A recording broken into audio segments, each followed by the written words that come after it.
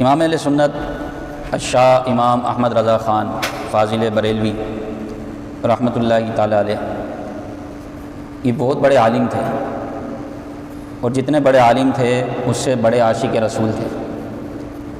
عشق رسول ان کی پہچان ہے، ان کے کلام، ان کی نعتیں، ان کے سلام، یہ عشق رسول کا منہ بولتا ثبوت ہیں۔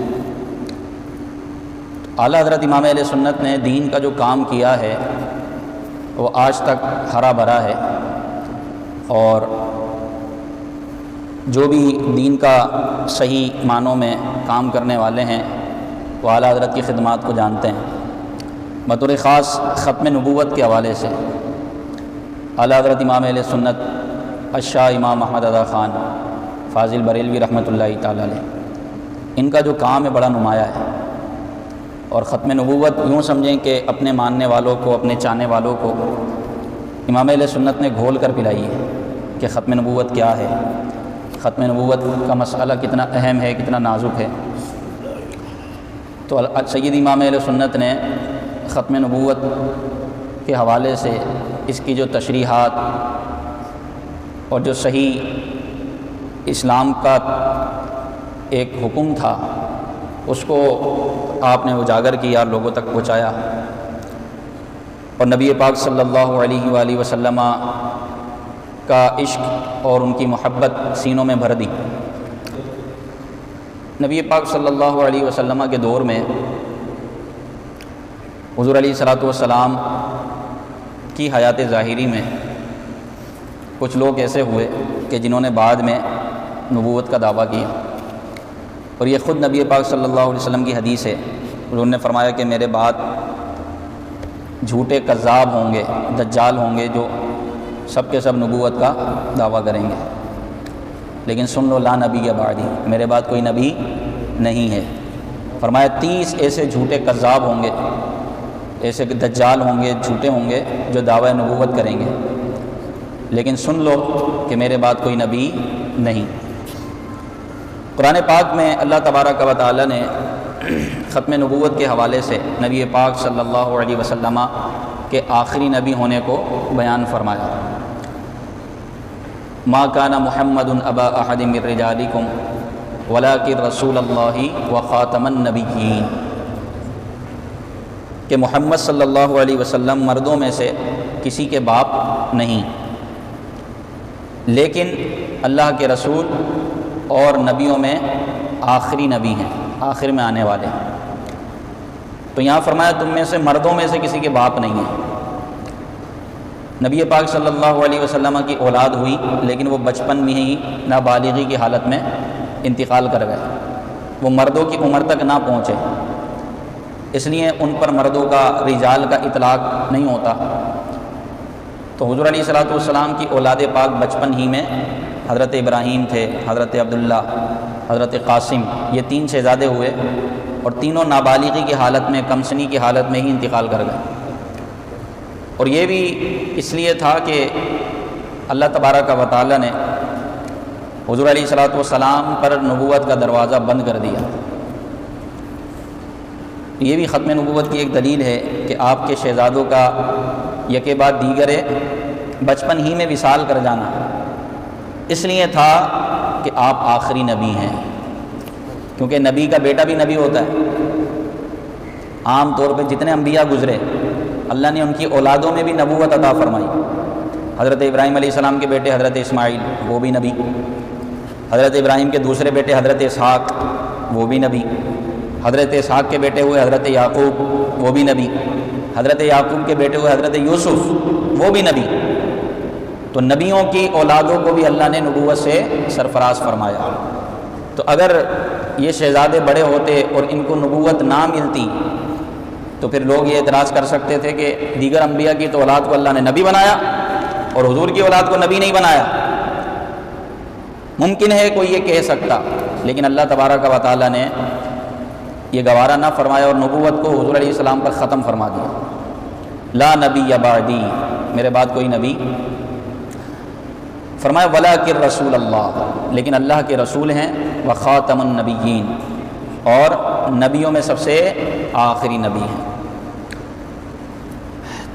تو ختم نبوت یہ بڑا اہم ٹاپک ہے، اسی سے متعلق انشاءاللہ کچھ سننے کی، بیان کرنے کی سعادت حاصل کریں گے۔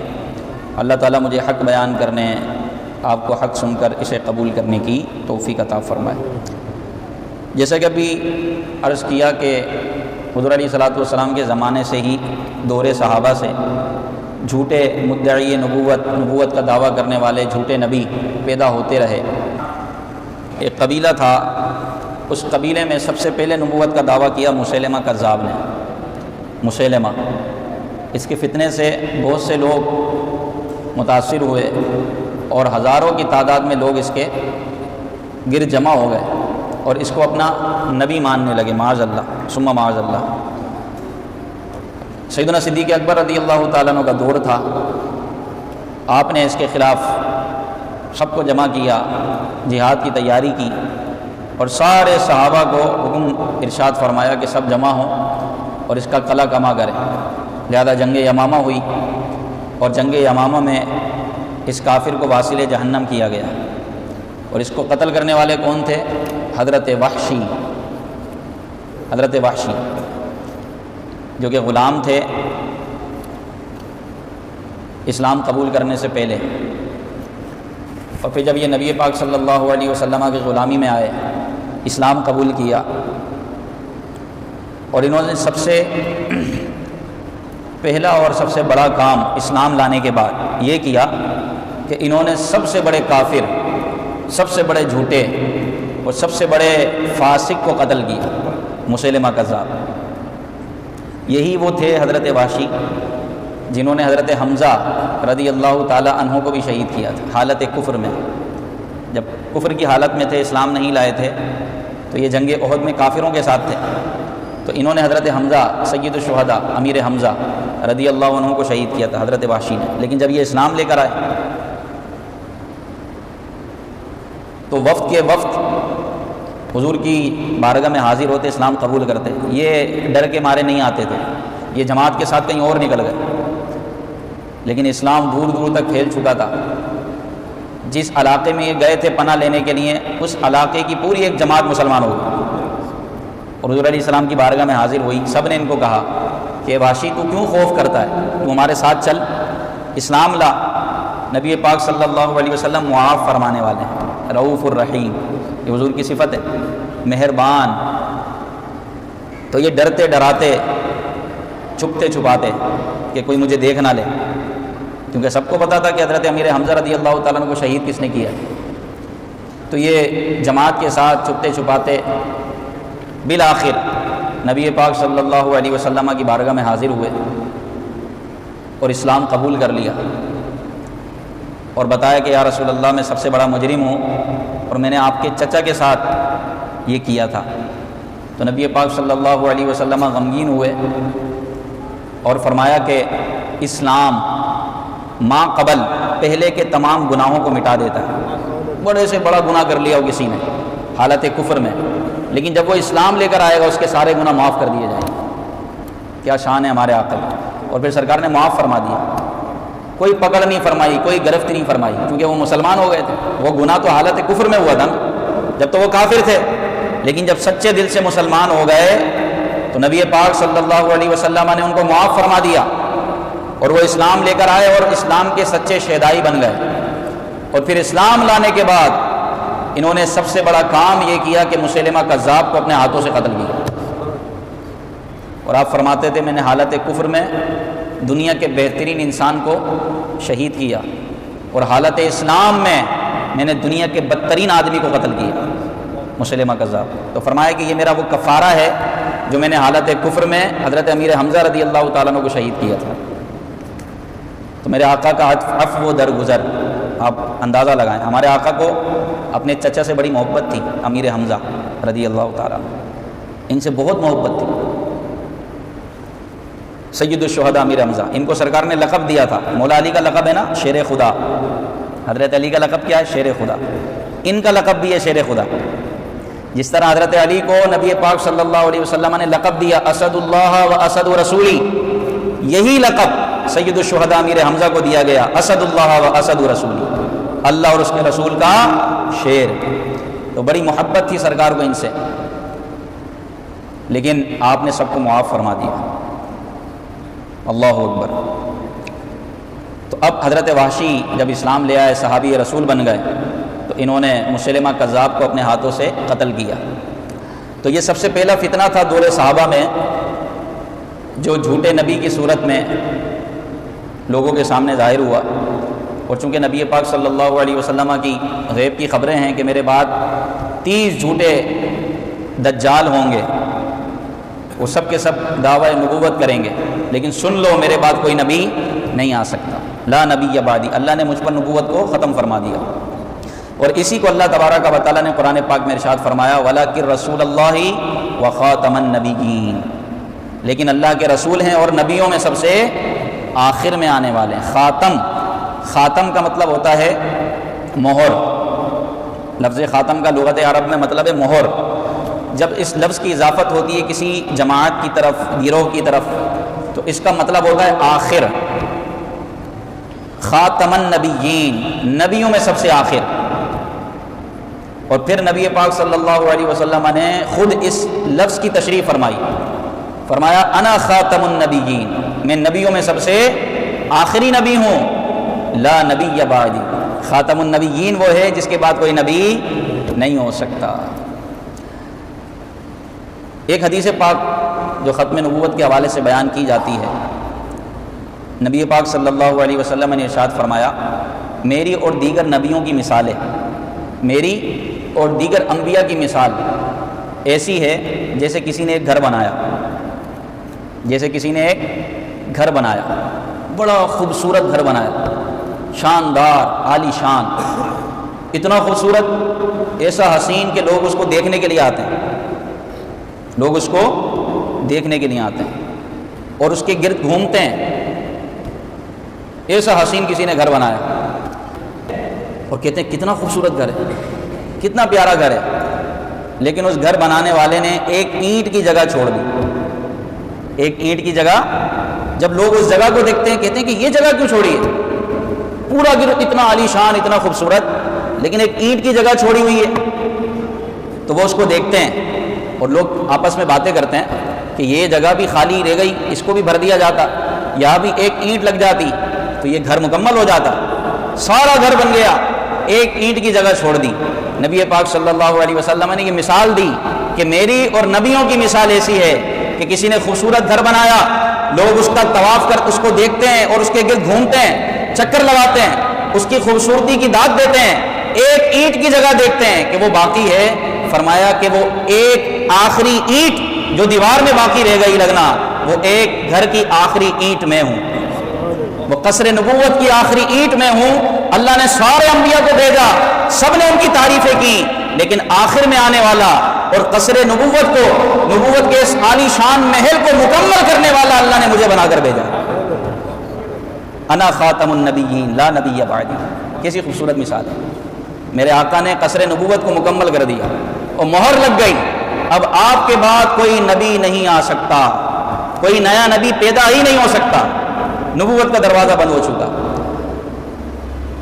مولا علی کرم اللہ تعالی وجہ الکریم حضور کی بارگاہ میں حاضر ہیں، اور حضرت علی کا مقام حضور کی بارگاہ میں کیسا ہے آپ سب جانتے ہیں کہ نبی پاک صلی اللہ علیہ وسلم نے وصیت فرمائی تھی کہ مجھے غسل وفات کوئی اور نہ دے سوائے علی کے، بلکہ فرمایا اگر کسی نے مجھے کسی اور نے دیا وہ اندھا ہو جائے گا، وہ بینا نہیں رہے گا، نابینا ہو جائے گا۔ یہ وصیت فرمائی تھی نبی پاک صلی اللہ علیہ وسلم نے کہ مجھے غسل کون دے گا؟ علی۔ اللہ اکبر۔ پھر مولا علی ہیں۔ جب نبی پاک صلی اللہ علیہ وسلم ایک جنگ پر جا رہے تھے، ایک غزوے میں تشریف لے جا رہے تھے، تو حضرت علی کرم اللہ تعالی وجہ الکریم کو مدینے میں چھوڑا اور کہا کہ اے علی تم مدینے میں خواتین کے پاس رہو ان کی حفاظت کے لیے۔ تو حضرت علی کرم اللہ تعالی وجہ الکریم نے عرض کی یا رسول اللہ مجھے بھی ساتھ لے چلیے، میں یہاں رہ کے کیا کروں گا؟ تو اس وقت نبی پاک صلی اللہ علیہ وسلم نے ارشاد فرمایا اے علی تمہارا مجھ سے تعلق، تمہارا مجھ سے رشتہ، تمہاری مجھ سے نسبت ایسے ہی ہے جیسا کہ حضرت ہارون کو حضرت موسیٰ سے، حضرت ہارون کو حضرت موسیٰ سے جیسا تعلق حضرت ہارون کو حضرت موسیٰ سے تھا، وہ دونوں کون تھے؟ بھائی تھے، اور دونوں اللہ کے نبی تھے، حضرت موسیٰ اور آپ کے بھائی حضرت ہارون علی نبینا علیہ الصلوۃ والسلام۔ حضرت موسیٰ کی دعا سے اللہ نے آپ کو بھی نبوت عطا فرمائی تھی، حضرت ہارون علیہ السلام۔ تو حضرت ہارون علی نبینا علیہ الصلوۃ والسلام کا تعلق جیسے حضرت موسیٰ سے تھا، اے علی ویسا ہی تعلق تمہارا مجھ سے ہے، مگر سنو حضرت ہارون نبی تھے، میرے بعد کوئی نبی نہیں ہے۔ حضرت ہارون نبی تھے لیکن میرے بعد کوئی نبی نہیں ہے۔ اگر نبی پاک صلی اللہ علیہ وسلم کے بعد کوئی نبی آتا بفرض محال تو حضرت علی اس کے زیادہ مستحق تھے۔ جب حضرت علی کا تعلق ویسا ہی حضور علیہ السلام کے ساتھ ہے جیسا کہ حضرت موسیٰ علیہ السلام کے ساتھ حضرت ہارون کا تھا، ویسا ہی تعلق ہے، تو بفرض محال اگر نبوت باقی رہتی اور نبی پاک صلی اللہ علیہ وسلم کے بعد کوئی نبی آتا تو سب سے پہلے تو حضرت علی نبی ہوتے، لیکن نبی پاک کے بعد کوئی نبی نہیں آ سکتا۔ حضرت عمر کی شان یہ تھی کہ اللہ نے آپ کو مزاج نبوت عطا فرمایا تھا، مزاج نبوت عطا فرمایا تھا۔ خود نبی پاک صلی اللہ علیہ وسلم کی حدیث ہے کہ اگر میرے بعد کوئی نبی ہوتا تو وہ عمر ہوتا۔ اس کا مطلب یہ ہے کہ میرے بعد کوئی نبی نہیں ہے، اس لیے حضرت عمر بھی نبی نہیں ہے کہ نبوت کا دروازہ بند ہو گیا۔ اب ختم نبوت کا مسئلہ یہ قطعی ہے، اس کا انکار کرنے والا کافر، اس میں شک کرنے والا کافر، جو نبی پاک صلی اللہ علیہ وسلم کو آخری نبی نہ مانے، نہ ماننا تو دور کی بات ہے، جو حضور کو آخری نبی ماننے میں شک کرے ادنا سا بھی، وہ بھی دار اسلام سے خارج ہے۔ کیونکہ جس طرح لا الہ الا اللہ پر ایمان لانا ضروری ہے، فرض واجب ہے، اور ایمان کا دار و مدار اسی پر ہے، اسی طرح خاتم النبیین پر ایمان لانا، نبی پاک کو آخری نبی ماننا بہت ضروری ہے۔ سمجھ رہے ہیں میرے بھائیوں؟ اعلیٰ حضرت نے یہاں تک لکھا ہے کہ حضور علیہ السلام کو کوئی نبی مانے، محمد رسول اللہ پر ایمان ہو، لیکن خاتم النبیین ہونے پر ایمان نہیں ہے، جب بھی وہ دار اسلام سے خارج ہے، کیونکہ یہ نص قطعی ہے، خاتم النبیین ولکن رسول اللہ و خاتم النبیین، لیکن نبی پاک صلی اللہ علیہ وسلم اللہ کے رسول ہیں اور نبیوں میں سب سے آخری نبی ہیں۔ تو جھوٹے نبوت کا دعویٰ کرنے والوں کا فتنہ چلتا رہا اور یہ فتنہ آخری زمانے میں بھی ہوگا، اور اس زمانے میں یہ فتنہ پچھلی صدی میں بڑا زور پکڑا قادیانیوں کی صورت میں، اور مرزا غلام احمد قادیانی نے نبوت کا دعویٰ کیا، اور معاذ اللہ اس کی ایسی عبارتیں ہیں جس کو بیان کرنا بھی میں سمجھتا ہوں کہ ہم اس کو بیان نہیں کر سکتے۔ اس نے کہا کہ بھائی مکے مدینے کے سارے چشمے خشک ہو گئے، مکے مدینے کے معاذ اللہ ثم معاذ اللہ، اس کی یہ کفریہ عبارت ہیں، اس کو یہ خرافات ہیں کہ مکے مدینے کے سارے چشمے خشک ہو گئے، اب نیا چشمہ جاری کرنے والا میں ہوں، یہ نبوت کی طرف اس کا اشارہ ہے۔ یہاں تک اس کی کتاب میں لکھا ہے اس مردود کی، اس نے کہا کہ جو مجھے نبی نہ مانے، یعنی مرزا غلام احمد قادیانی کو معاذ اللہ ثم معاذ اللہ نبی نہ مانے تو وہ زانی کی اولاد ہے۔ اس طرح کی خرافات اس نے اپنی کتاب میں لکھی ہیں۔ بالآخر اس کا حشر پھر دنیا نے دیکھا کہ نبی پاک صلی اللہ علیہ وسلم کے گستاخوں کا عبرتناک انجام دنیا دیکھتی ہے، پھر اپنی غلاظت میں ڈوب کر مرا، اور باتھ روم میں، بیت الخلاء میں، نجاست میں اس کا جو ہے انجام پائے تکمیل تک پہنچا۔ تو اس کا فتنہ ابھی بھی موجود ہے، اور اب بھی قادیانی اپنے زوم میں اس کو نبی مانتے ہیں اور معاذ اللہ اس کو کیا کیا نہیں کہتے، اور اپنے طور پر وہ کام کر رہے ہیں۔ لیکن یاد رکھیے گا ختم نبوت کا مسئلہ اتنا اہم ہے کہ جس طرح اللہ کو ایک ماننا ضروری ہے، اسی طرح نبی پاک صلی اللہ علیہ وسلم کو آخری نبی ماننا ضروری ہے۔ اگر کسی نے اپنے آپ کو قادیانی لکھ دیا، وہ لکھنا دور ہے، صرف وہ سوچے گا اور اس نے یہ دل پہ گمان اپنا جما لیا کہ یہ میں لکھوں گا، وہ اسی وقت دائرہ اسلام سے خارج ہو جائے گا۔ بات سمجھ آ رہی ہے؟ اور ختم نبوت کا مسئلہ اتنا اہم ہے کہ ایک صحابہ کی جماعت تھی، بدری صحابہ، جو بدر میں شریک ہوئے تھے۔ صدیق اکبر رضی اللہ تعالیٰ عنہ نے یہ اعلان کر دیا تھا کہ بھائی اب جب بھی جنگ ہوگی، اب بدری صحابہ اس میں شرکت نہیں کریں گے، کہ اب وہ بوڑھے ہو چکے ہیں، اب بزرگی ان پر آ چکی ہے، اب عام صحابہ، نوجوان صحابہ جنگوں میں جائیں گے، بدری صحابہ صرف مشورہ ان سے لیا جائے گا۔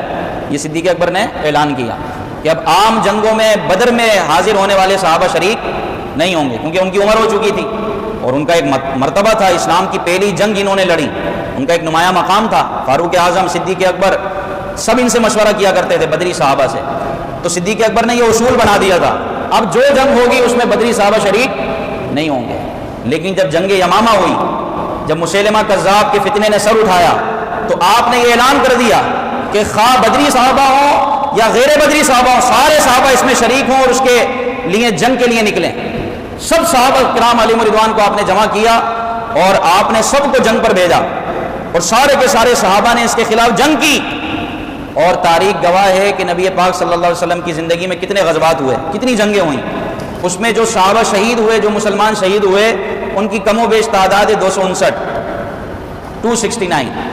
لیکن جب جنگ یمامہ ہوئی، یہ ختم نبوت کا مسئلہ صحابہ سمجھتے تھے کتنا اہم مسئلہ ہے، جب جنگ یمامہ ہوئی تو 1200 صحابہ کرام شہید ہوئے، 1200 صحابہ کرام، 36,000 کو جو نبوت کا دعویٰ کرنے والے کے ساتھ مسلمہ کذاب کے ساتھ تھے، 36,000 کو واصل جہنم کیا۔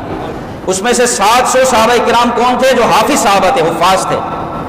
700 کی جماعت، ایک بڑی تعداد صحابہ کرام کی شہید، جو حفاظ صحابہ کرام تھے، قرآن پاک کے حافظ تھے۔ اور یہی سبب بنا جمع قرآنی کا۔ اس وقت تک قرآن پاک جمع نہیں ہوا تھا، صحابہ کرام کے سینوں میں تھا، لیکن جب جنگ یمامہ میں ایک حافظ صحابہ کی بڑی جماعت شہید ہو گئی تو لوگوں نے کہا کہ حضرت ایسا نہ ہو کہ قرآن پاک ہی ضائع ہو جائے، کیونکہ قرآن تو لوگوں کے دلوں میں ہے، ابھی لکھا نہیں تھا قرآن پاک، لوگوں کے سینوں میں تھا۔ وہاں سے پھر جمع قرآن کو جمع کرنے کا سلسلہ شروع ہوا، اور پھر عثمان غنی رضی اللہ تعالیٰ عنہ کے دور میں یہ قرآن پاک مکمل ہوا۔ کتنا اہم مسئلہ ہے ختم نبوت کا۔ اور نبی پاک صلی اللہ علیہ وسلم نے واضح دو ٹوک ارشاد فرما دیا کہ میں عاقب ہوں، اور عاقب وہ ہوتا ہے جس کے بعد کوئی نبی نہیں آ سکتا۔ لہذا ہمارا اس پر ایمان ہے، اور ایسا ایمان ہے کہ اللہ تبارک و تعالی ہمیں مرتے دم تک اس پر قائم و دائم رکھے۔ الحمدللہ ہمارا اس پر ایمان ہے، اور جو اس پر ایمان نہیں رکھتا ختم نبوت پر، یا جو ادنا سا بھی شک کرتا ہے، یا جو قادیانیوں کو اچھا سمجھتا ہے، تو وہ اپنے ایمان کی فکر کرے، اس کا ایمان کدھر ہے؟ ایمان خطرے میں، شدید خطرے میں۔ نبی پاک صلی اللہ تعالیٰ علیہ وسلم نے خود اعلان فرما دیا کہ میرے بعد جھوٹے ہوں گے جو سب کے سب دعوی نبوت کریں گے۔ تو اللہ پاک ہمیں ہر فتنے سے محفوظ رکھے، ہمارے ایمان کی حفاظت فرمائے، اور ہم مرتے دم تک ختم نبوت کے محافظ رہیں، شہدائی رہیں، اور نبی پاک صلی اللہ علیہ وسلم کو آخری نبی مانتے رہیں، کیونکہ اسی میں نجات ہے، کیونکہ نبی پاک صلی اللہ تعالیٰ علیہ وسلم تمام نبیوں میں سب سے آخری نبی ہیں۔